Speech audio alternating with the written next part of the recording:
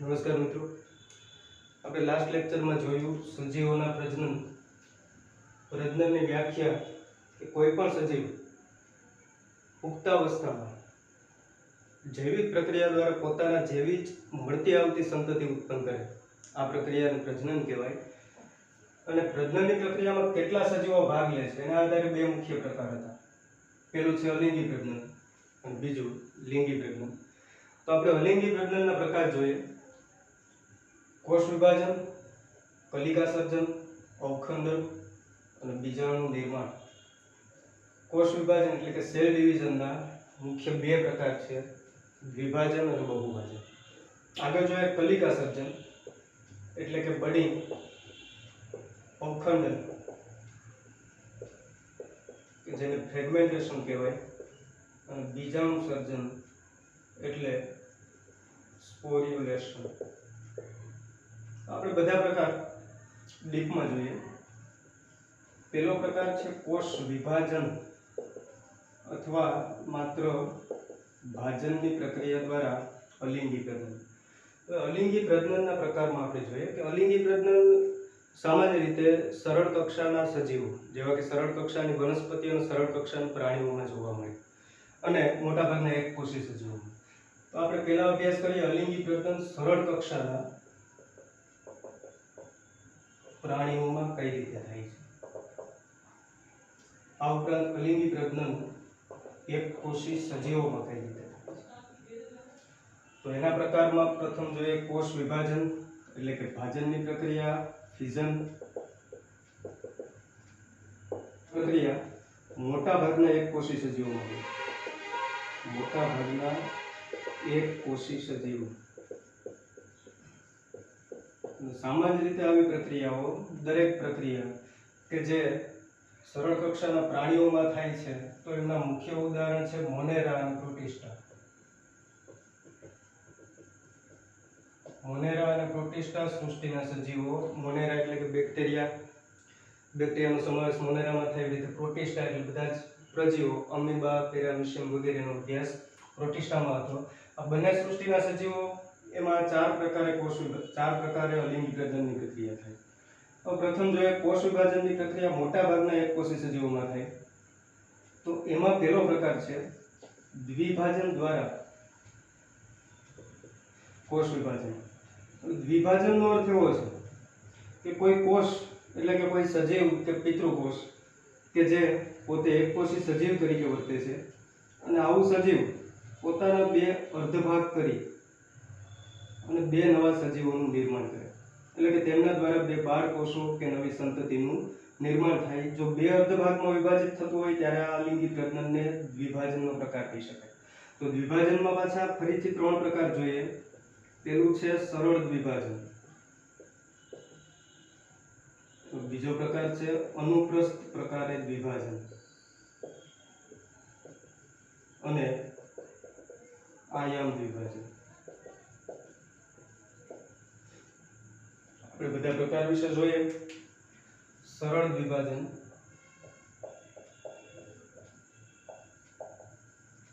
એટલે એવા પ્રકારનું અલિંગી પ્રજનન છે કે જ્યાં પિતૃકોષ અથવા તો કોઈ સજીવ કે જે પોતાના બે અર્ધભાગમાં વિભાજિત થાય, પરંતુ કઈ દિશામાં વિભાજન થશે એ ચોક્કસ હોતું નથી, એટલા માટે એને સરળ દ્વિભાજન કહેવાય. એના ઉદાહરણ તરીકે છે પ્રોટિસ્ટા સૃષ્ટિનું એક સજીવ અમીબા. સામાન્ય રીતે અમીબાનો આકાર અનિયમિત હોય અને એક મોટું કોષ કેન્દ્ર ધરાવે. તો કોષ વિભાજનના પ્રકારો જે તમે 11મા ધોરણમાં અગાઉ ભણી ગયા છો કે સૌપ્રથમ કોષ વિભાજનમાં કોષ કેન્દ્રનું વિભાજન થાય, ત્યારબાદ તેની ફરતે આવેલા કોષરસનું વિભાજન થાય એટલે કે કેરિયોકાઇનેસિસ, અને ત્યાર પછી સાઇટોકાઇનેસિસ. પહેલા કોષ કેન્દ્ર વિભાજન અને એના પછીનું આવે કોષરસ વિભાજન, એટલે એક કોષ બે ભાગમાં વિભાજિત થાય. તો અહીંયા પણ એવી જ રીતે બે ભાગમાં વિભાજન થાય જે સંભાજનની પ્રક્રિયા એટલે કે સમવિભાજનની પ્રક્રિયા દ્વારા થાય. પ્રથમ એના કોષ કેન્દ્રનું વિભાજન થાય છે, એટલે અમીબા બે સમાન પ્રકારના કોષ કેન્દ્રનું નિર્માણ કરે. ત્યારબાદ તેમાં રહેલો કોષરસ વિભાજન થાય અને પરિણામે એકમાંથી બે નવા સજીવો તરીકે જીવે છે. અહીંયા એક સજીવમાંથી દ્વિભાજનની પ્રક્રિયા દ્વારા બે સજીવોનું નિર્માણ થાય. તો અમીબામાં અહીંયા જે પ્રક્રિયા જોવા મળે છે આ પ્રક્રિયા કઈ દિશામાં વિભાજન પામે તેની સાથે ચોક્કસ હોતું નથી, એટલા માટે આ વિભાજનને સરળ વિભાજન કહી શકાય. બીજો એક ઉદાહરણ છે એનું અનુપ્રસ્થ વિભાજન. અનુપ્રસ્થ પ્રકારે દ્વિભાજન. હવે તમને ખ્યાલ છે અનુપ્રસ્થ એટલે કે જે આડી ધરીય વિભાજન થાય, કોઈ આડી રેખા દ્વારા એકમાંથી બે ભાગમાં વિભાજિત થતું હોય ત્યારે એને અનુપ્રસ્થ વિભાજન કહેવાય. જે સામાન્ય રીતે પેરામીશિયમ અને પ્લેનેરિયા જેવા પ્રાણીમાં જોવા મળે છે. પેરામીશિયમમાં એનું ઉદાહરણ જોઈએ. પેરામીશિયમનો આકાર કે જે બૂટ અથવા ચપ્પલ જેવો ગણી શકાય. તેમાં પણ સૌપ્રથમ કોષ કેન્દ્રનું વિભાજન થાય. પણ અહીંયા કોષ કેન્દ્રનું વિભાજન કે જે આડી રેખામાં એટલે કે બે સ્પષ્ટ ભાગોની અંદર વિભાજિત થાય છે. ત્યારબાદ તેના કોષ કેન્દ્રનું વિભાજન થાય અને તેમાંથી બે નાના કદના તેના જેવા જ સજીવોનું નિર્માણ થશે. તો અહીંયા જે વિભાજન થાય છે આ વિભાજનનો અનુપ્રસ્થ પ્રકારના વિભાજનનો પ્રકાર ગણી શકાય. જ્યાં પિતૃકોષમાંથી બે નવા સજીવો એટલે કે બાળકોષનું સર્જન થાય. ત્રીજો પ્રકાર છે આયામ દ્વિભાજન. આયામ દ્વિભાજનની પ્રક્રિયા કે જે સામાન્ય રીતે પ્રોટિસ્ટા સૃષ્ટિના સજીવો યુગ્લિના અને વોર્ટિસેલામાં જોવા મળે છે. યુગ્લિના અને વોર્ટિસેલા જેવા એકકોષી સજીવોમાં એમાંથી આપણે યુગ્લિનાનું એક્ઝામ્પલથી સમજીએ કે યુગ્લિના કે જે કશાધારી પ્રાણી છે એટલે તેની ખાંચમાં કશા જોવા મળે છે. તેમાં પણ સૌપ્રથમ કોષ કેન્દ્રનું વિભાજન થાય. પણ અહીંયા ખાસ વસ્તુ યાદ રાખવી કે અહીંયા જે વિભાજન થાય છે જે આયામ ધરીય એટલે કે ઊભી ધરીય થતું વિભાજન છે. એના સ્પષ્ટ બે ભાગ આ રીતે થશે. તો સૌપ્રથમ કોષ કેન્દ્ર બે ભાગમાં વિભાજિત થાય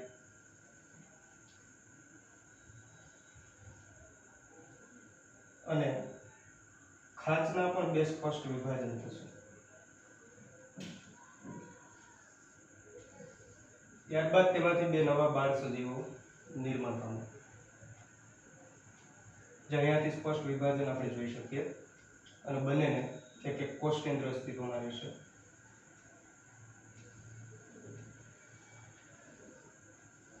આવી રીતે આયામ પ્રકાર વિભાજન થાય છે યુગ્લિના અને વોર્ટિસેલામાં. તો કોષ વિભાજનના અહીંયા ત્રણ પ્રકાર આપણે જોયા. તો ત્યારબાદ જોવાનું છે કલિકા સર્જન એટલે કે બડિંગની પ્રક્રિયા.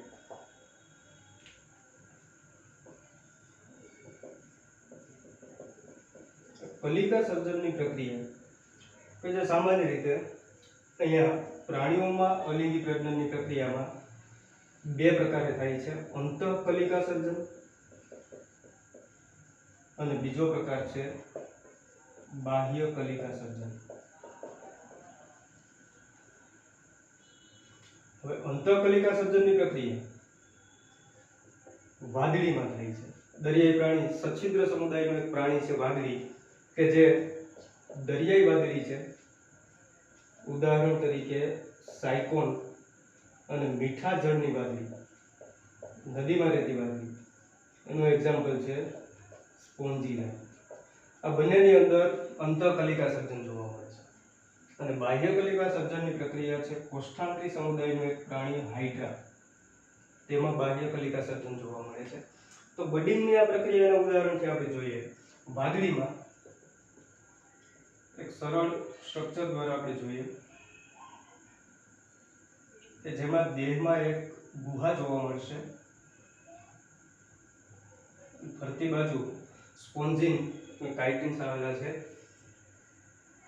તેમની ગુહાની રચનામાં અંદર તરફ કલિકા સર્જનની પ્રક્રિયામાં અનિયમિત રીતે ઉપસેલા કોષ સમૂહ જોવા મળે અને પ્રાણીઓની અંદર આવા કોષ સમૂહ કે જે સંભાજનની પ્રક્રિયા દ્વારા વારંવાર કોષ વિભાજન થવાના પરિણામે અહીંયા એક ઉપસેલો કોષ સમૂહ વિસ્તાર સર્જાય છે. અને આવો કોષ સમૂહ વિસ્તાર કે જે કોઈ આવરણથી સ્પષ્ટ રીતે આવરિત હોય ત્યારે આવા સમૂહને કહેવામાં આવે છે અંતઃકલિકા. અંતઃકલિકા એટલા માટે કે સજીવના દેહની અંદર સર્જાતું હોવાથી એને કહેવાશે અંતઃકલિકા, અને એનું બીજું નામ છે જેમ્યુલ્સ. અહીંયા અંતઃકલિકા જેમ્યુલ્સ નામથી ઓળખાશે.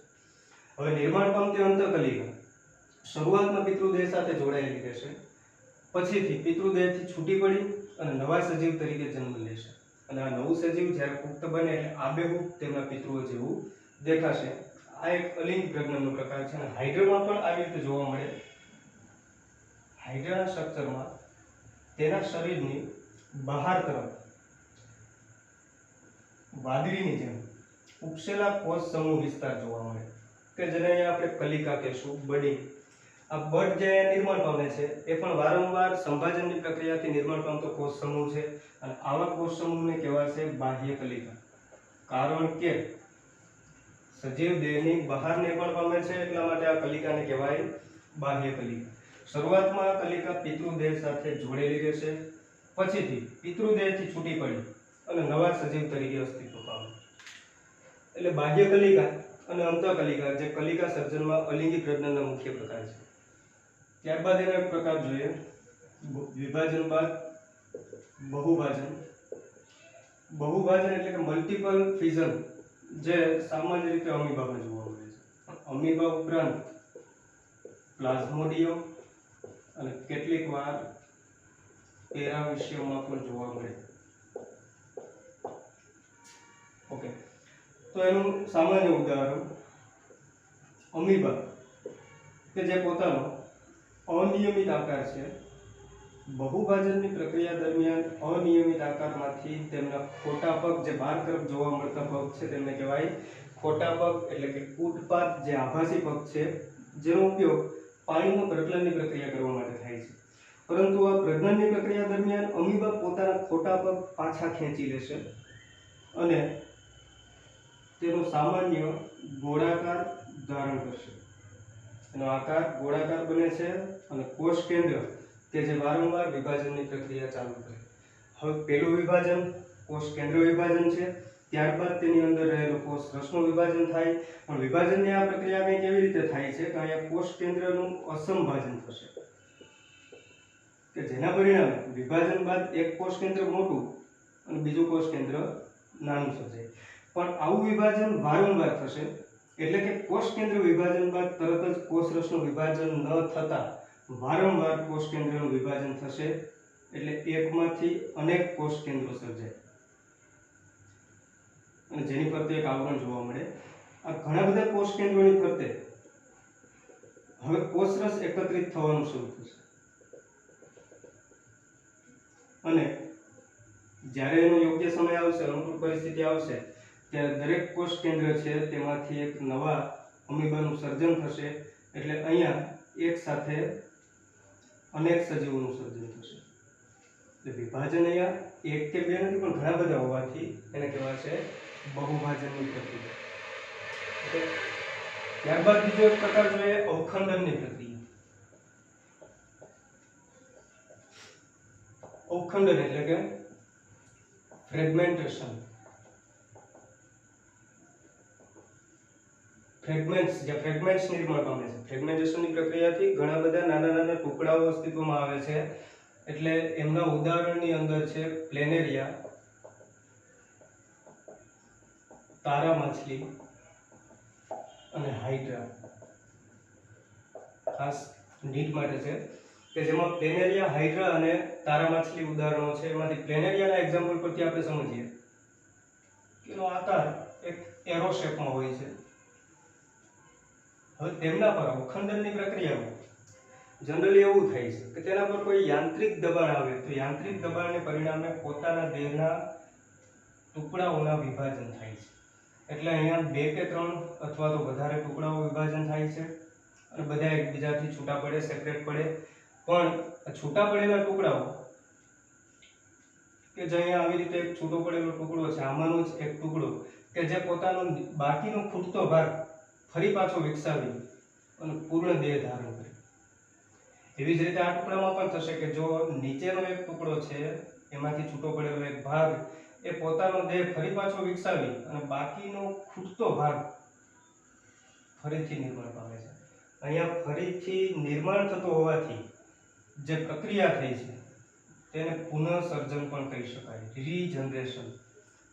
અવખંડનની પ્રક્રિયા પુનઃસર્જન દ્વારા પૂર્ણ થાય છે. એટલે પુનઃસર્જનથી આ પ્રક્રિયા દ્વારા અવખંડિત થયેલા ભાગો ફરી પાછા નવા દેહનું નિર્માણ કરે. એટલે જેટલા ભાગો થયા હશે એટલા સજીવોનું નિર્માણ થઈ શકે.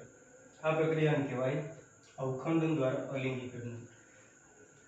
ત્યારબાદ છેલ્લો પ્રકાર છે બીજાણુ નિર્માણ. ચોથો પ્રકાર બીજાણુ નિર્માણ અથવા બીજાણુ સર્જન, કે જેને ઇંગ્લિશમાં કહેવાશે સ્પોર્યુલેશન, જ્યાં સ્પોર જનરેટ થાય છે, એટલે કે બીજાણુ નિર્માણ થાય છે. તો બીજાણુ નિર્માણની સામાન્ય પ્રક્રિયા અમીબામાં જોવા મળે, કેટલાક કેસમાં પેરામિશિયમમાં જોવા મળે, અને પ્લાઝ્મોડિયમ કે જે પોતાના જીવન ચક્રમાં એકાદ વખત આવી પ્રક્રિયા કરી શકે છે. તો અમીબાના ઉદાહરણથી આપણે જોઈએ કે અમીબા અહીંયા બહુભાજનમાં જેવી રીતે આપણે જોયેલું છે તેવી જ રીતે પોતાના ખોટા પગ આ પ્રજનનની અલિંગી પ્રજનનની પ્રક્રિયા દરમિયાન એસેક્સ્યુઅલ રિપ્રોડક્શનમાં પાછા ખેંચી લેશે અને ગોળાકાર આકાર ધારણ કરશે. ગોળાકાર બની ગયા પછી એમની અંદર જે કોષ કેન્દ્રો હતા એ વારંવાર વિભાજનની પ્રક્રિયા કરે, પરંતુ કોષરસ વિભાજન થતું નથી. એટલે એક જ કોષની અંદર ઘણા બધા કોષ કેન્દ્રો અસ્તિત્વમાં આવે. પણ આ પ્રક્રિયાની સાથે એવું થશે, ગોળાકાર બનેલું અમીબા કે જેમાં વારંવાર કોષ કેન્દ્રો વિભાજન થતું હોય, ત્યારબાદ તેની ફરતે 3 સ્તરનું એક મજબૂત અને રક્ષણાત્મક કવચ નિર્માણ પામે છે. 3 સ્તરનું બનેલું એક મજબૂત અને રક્ષણાત્મક સ્તર બને છે. આવા ત્રિસ્તરીય કવચ અથવા તો સ્તરને કોષ્ઠમ તરીકે ઓળખવામાં આવે.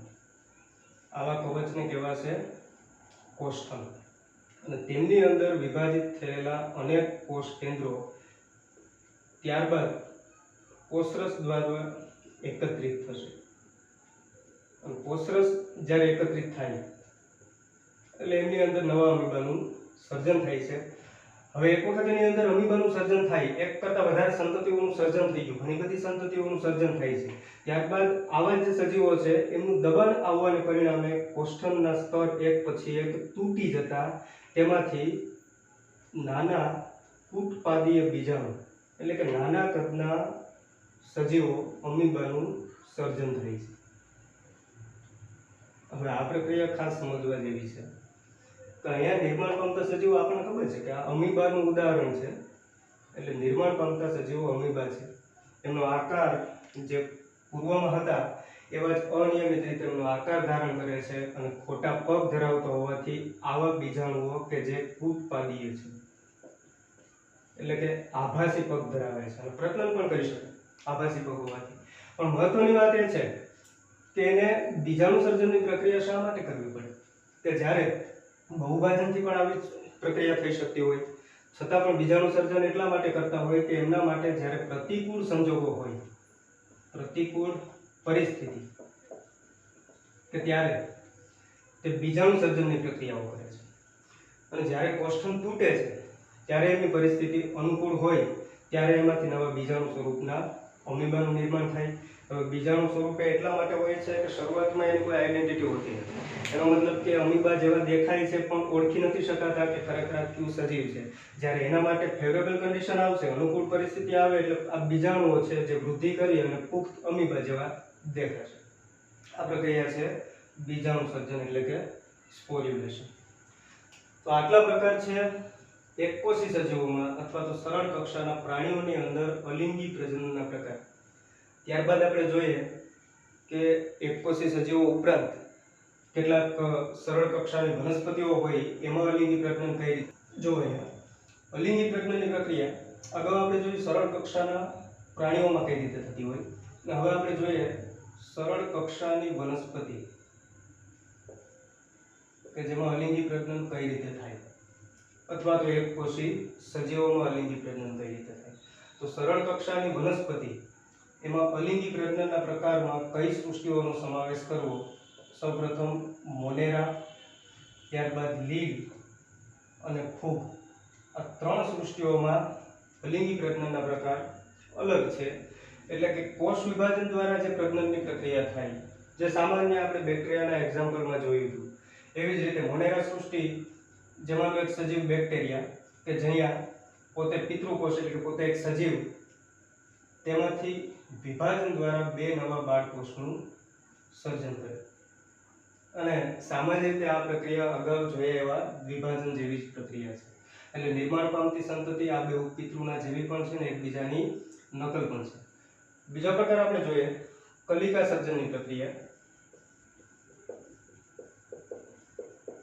બડિંગની પ્રક્રિયા દ્વારા વનસ્પતિમાં સરળ કક્ષાની વનસ્પતિમાં કઈ રીતે અલિંગી પ્રજનન થશે. તો એમાં આવતો ઉદાહરણ કલિકા સર્જન સામાન્ય રીતે લીલમાં અને ફૂગ બંનેની અંદર જોવા મળે, પણ લીલમાં જોવા મળે છે તેમાં ઉદાહરણ છે પ્રોટોસાયફોન ડિક્ટિઓટા અને ફ્યુકસ. એ ત્રણ ઉદાહરણ નીટ માટે ખાસ યાદ રાખજો. પ્રોટોસાયફોન, ડિક્ટિઓટા અને ફ્યુકસ કે જે લીલના ઉદાહરણો છે જ્યાં કલિકા સર્જનની પ્રક્રિયા જોવા મળે. અને ફૂગનું એક્ઝામ્પલ છે યીસ્ટ, એક કોષી ફૂગ જેના તમે પરિચિત છો, યીસ્ટ. તો લીલમાં અને ફૂગમાં કલિકા સર્જનની પ્રક્રિયા આવી રીતે હોય. જેમ કે આપણે જોઈએ ફ્યુકસ માટે લીલના કોષો કે જે મોટો કોષ કેન્દ્ર ધરાવે છે અને આવા કોષોમાંથી નિર્માણ પામતા બીજા કોષો તેમની સાથે જોડાયેલા હોય છે અને એમાંથી એની ફરતી બાજુ કોઈ નવા ઉપસેલો કોષ વિસ્તાર જોવા મળે. એટલે એમાંથી નિર્માણ પામતો કોષ કે જેમાં કોઈ શાખા સ્વરૂપે અથવા તો આગંતુક ભાગ તરીકે વિકાસ પામે છે જેને કલિકા તરીકે ઓળખી શકાય. આ એક્ઝોજેનસ બડિંગ છે એટલે કે બહારની તરફ નિર્માણ પામતી કલિકા છે. કલિકા સૌપ્રથમ પહેલાની જેમ જ પિતૃઓ સાથે જોડાયેલી હોય, પરંતુ ધીમે ધીમે પિતૃથી છૂટી પડી અને પુખ્ત બને એટલે આબેહૂબ તેના પિતૃ અને તેના મુખ્ય સજીવ જેવો આકાર ધારણ કરશે. એવી જ રીતે ફૂગમાં જોવા મળે છે. હવે લીલ અને ફૂગમાં એક વસ્તુ યાદ રાખવું કે લીલ કે જેનો દેહ સુકાય છે, લીલનો દેહ કેવો છે? સુકાય. અને સુકાય કે જે તમે 11મા ધોરણમાં ભણી ગયા છો. સુકાયનો મતલબ એવો થશે કે જેમને આપણે મૂળ પ્રકાંડ કે પર્ણમાં વિભેદિત કરી શકતા નથી, એવું સરળ એનો દેહ હોય છે જેને સુકાય તરીકે ઓળખવામાં આવે. તેવી રીતે ફૂગનું સરળ સ્ટ્રક્ચર એટલે તંતુ જેવું અથવા તો કોઈ રેસા કે તાંતણા જેવું જોવા મળે છે જેને આપણે હાઇફા કે કવક સૂત્ર તરીકે ઓળખીએ. તો કવક સૂત્રમાં પણ એવું જ થશે.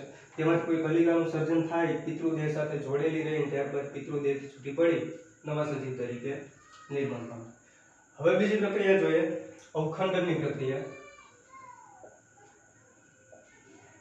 ફ્રેગમેન્ટેશનની પ્રક્રિયા પણ લીલ અને ફૂગમાં જોવા મળે.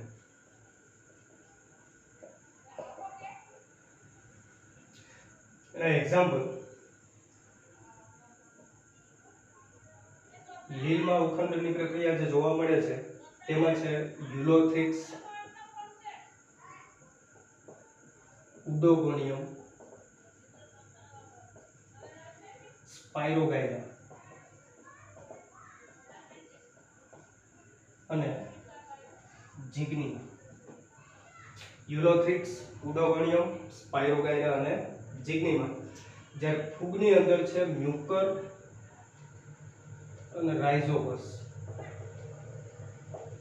કેટલીક વાર સેપ્રોલેગ્નિયા. મિત્રો આ ઉદાહરણ નીટ માટે અગત્યના છે એટલે આપણે અલગથી જોઈએ છે કે લીલમાં આટલા ઉદાહરણો છે કે જ્યાં અવખંડન જોવા મળે અને ફૂગમાં પણ અવખંડન જોવા મળે. તો અવખંડનની પ્રક્રિયા એવી છે કે લીલ અને ફૂગ આ જે હાઇફા છે, કવક સૂત્ર છે, તેના પર આવતા યાંત્રિક દબાણને પરિણામે અગાઉ જોયું હતું તેવી રીતે પોતાના દેહના કેટલાક ભાગમાં વિભાજન થાય. વિભાજન બાદ એમના જે ભાગો છૂટા પડે એમાંથી છૂટા પડતા નાના ટુકડાઓ કે જે ફરી પાછો પોતાનો પૂર્ણ દેહ બનાવવાનો પ્રયત્ન કરે. એટલે અહીંયા એકમાંથી ઘણા સજીવોનું નિર્માણ થશે. ચોથો પ્રકાર આપણે જોઈએ બીજાણુ સર્જન એટલે કે બીજાણુ નિર્માણ. તો આ એક અગત્યનો મુદ્દો છે સ્પોર્યુલેશન. તો અહીંયા બીજાણુ નિર્માણ બે પ્રકારે છે. એક છે ચલ બીજાણુ. પહેલો પ્રકાર જોઈએ આપણે ચલ બીજાણુ અને બીજો પ્રકાર છે અચલ બીજાણુ.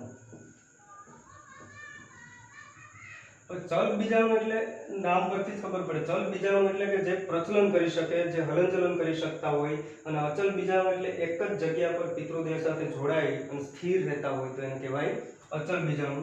ચલ બીજાણુને બીજું કશા ધારણ કરતા હોવાથી કશાધારી બીજાણુ પણ કહી શકાય. કશાધારી બીજાણુ. અને અચલ બીજાણુમાં પ્રચલન થતું નથી એટલે કે કશા હોતી જ નથી, એટલા માટે બીજું કહી શકાય કશા વિહીન બીજાણુ. બીજું એક એનું નામ છે કણી બીજાણુ. અચલ બીજાણુને કણી બીજાણુ પણ કહી શકાય. કણી બીજાણુ છે, પ્રકણી બીજાણુ.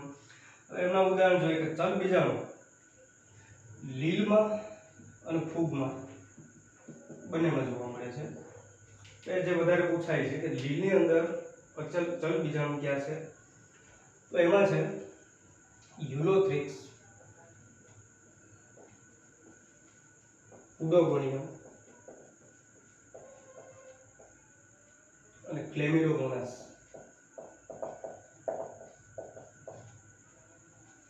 ફૂગની અંદર છે સેટિનેરિયા. અચલ બીજાણુ કે જે કશાવિહીન બીજાણુ છે, કણી બીજાણુ છે, જે સામાન્ય રીતે લીલમાં નથી જોવા મળતો પરંતુ ફૂગમાં જોવા મળે છે. અને ફૂગમાં એના અગત્યના ઉદાહરણ છે પેનિસિલિયમ અને એસ્પરજીલસ. યુલોથ્રિક્સ અને ક્લેમિડોમોનાસ, ઉડોગોનિયમ જેની અંદર ચલ બીજાણુ જોવા મળે, એમાં યુલોથ્રિક્સ અને ક્લેમિડોમોનાસ કે જે લગભગ સમાન બીજાણુનું સર્જન કરે છે. અને નિર્માણ પામતા બીજાણુ એનું પાણીમાં રહેવાનું હોય છે. નિર્માણ પામતા બીજાણુ કે જે સામાન્ય રીતે ખોરાક સંચય કરવાની ક્ષમતા ધરાવે અને પ્લસ તેમાં કશા જોડેલી હોય એટલા માટે પોતે જ પ્રચલન કરી શકે, જેથી એને આપણે કશાધારી અથવા તો ચલ બીજાણુ કહી શકાય. ક્લેમિડોમોનાસમાં પણ સેમ આના જેવું સ્ટ્રક્ચર જોવા મળે. અને અચલ બીજાણુમાં જે ફૂગના ઉદાહરણો છે પેનિસિલિયમ, એસ્પરજીલસ, એમની અંદર બીજાણુઓ કે જ્યારે ફૂગનો કોઈ તંતુ છે, ફૂગના તંતુમાંથી સર્જન થતી વસ્તુ, આ તંતુની બહાર તરફ નાના બીજાણુઓ એક પછી એક સર્જન પામે છે. અને સર્જન પામતા બીજાણુઓ એકબીજા સાથે જોડાયેલા હોય, તેમની સાથે પિતૃદેહ સાથે ઝડપથી મુક્ત થતા નથી પરંતુ પિતૃદેહ સાથે જોડાયેલા હોય છે. હવે આવા સજીવોને બીજાણુનું સર્જન શા માટે કરવું પડે? કારણ કે એમના માટે જે પરિસ્થિતિ છે અનુકૂળ હોતી નથી. જ્યાં સુધી પરિસ્થિતિ અનુકૂળ નહીં આવે ત્યાં સુધી આવા બીજાણુઓ પિતૃ સાથે જોડાઈ અને રક્ષણાત્મક હોય છે. આ બીજાણુઓની ફરતેનું જે સ્તર હોય છે, જે મજબૂત હોય છે, રક્ષણાત્મક હોય અને વજનમાં શુષ્ક હોય, એટલે જ્યારે હવા કે પવન આવે છે એટલે પવન દ્વારા તે ફરતી બાજુ ફેલાય છે. આ પ્રક્રિયાને કહેવામાં આવે વિકિરણની પ્રક્રિયા. એટલે કે પવન દ્વારા બીજાણુઓ જે ફેલાય છે અને એકબીજા પર ગોઠવાયેલા રહે છે, આ પ્રક્રિયા વિકિરણ છે. અને આ બીજાણુઓ જ્યારે પિતૃદેહથી મુક્ત થાય એટલે નવી ફૂગ જે પિતૃ તરીકે હતી એના જેવા જ ફરી પાછા દેખાશે. તો આટલા પ્રકાર છે સરળ કક્ષાની વનસ્પતિમાં અલિંગી પ્રજનન. તો અહીંયા આપણે અલિંગી પ્રજનનના મુખ્ય આટલા પ્રકાર જે જોયા, જે વનસ્પતિમાં પણ અલગ છે અને ત્યારબાદ પ્રાણીઓની અંદર પણ થોડા ઘણા અલગ જોવા મળે છે. અને એમના ઉદાહરણો જે ખાસ કરીને નીટ માટે અગત્યના છે. ત્યારબાદ આપણે જોવાનું છે કે આવી અલિંગી પ્રજનનની પ્રક્રિયા ઉચ્ચ કક્ષાના પ્રાણીઓમાં, કે જેના માટે એક અલગ ચેપ્ટર જ આપેલું છે, પણ ઉચ્ચ કક્ષાની વનસ્પતિ એટલે કે સપુષ્પી વનસ્પતિની જો વાત કરીએ, સપુષ્પી વનસ્પતિ કે જ્યાં અલિંગી પ્રજનનની પ્રક્રિયા થતી હોય, તો સામાન્ય રીતે અહીંયા જેવી રીતે આપણે અલિંગી પ્રજનન નામ આપીએ છીએ એવું સપુષ્પી વનસ્પતિમાં અલિંગી પ્રજનનની જગ્યાએ વાનસ્પતિક પ્રજનન શબ્દ વપરાય છે. વાનસ્પતિક પ્રજનન અથવા પ્રસર્જન. આવું એટલા માટે કહી શકાય કે જે ફક્ત સપુષ્પી વનસ્પતિમાં જોવા મળે અને પ્લસમાં કે જ્યાં નિર્માણ પામતું સંતતિ આબેહૂબ તેમની ક્લોન હોય, એટલે કે એની જનીનિક પ્રતિકૃતિ જ જોવા મળે છે, જે ઝડપથી એની સાથે જ જોડાઈ રહે અને વિકાસ પામે છે, જે આપણે આગળના લેક્ચરમાં જોઈશું.